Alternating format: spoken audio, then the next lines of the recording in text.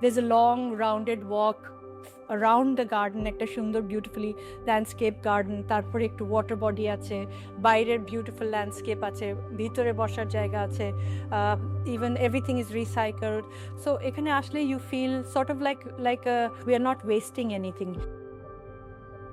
Water based যে landscape সেটা ভিতর থেকে খুবই সুন্দরভাবে এক্সপিরিয়েন্স করা যায় আর কি। তো এটা পুরো মেজর সিটিং অ্যারেঞ্জমেন্টটা এই পানির এগেনস্টেই, পানির সাথে, ফলে এবং এখানে বিভিন্ন ধরনের গ্রেইন আছে, উইন্ডো সিস্টেমে বিভিন্ন ধরনের গ্রেইন আছে, আই লেভেলে একটা গ্রেইন, টপে একটা গ্রেইন।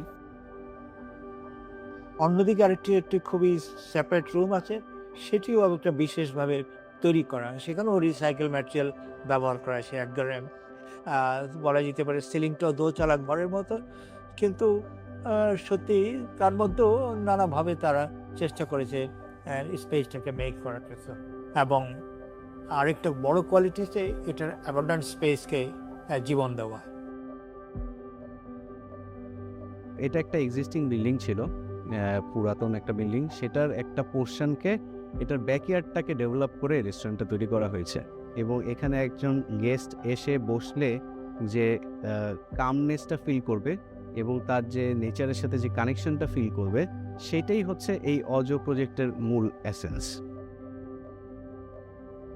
প্রধান চাহিদা যেটা ছিল যে ম্যাটেরিয়াল গুলো যাতে কোনোভাবেই ওভার পাওয়ারিং না হয়, মোর একটা ন্যাচারাল ফিলিংস দেয়।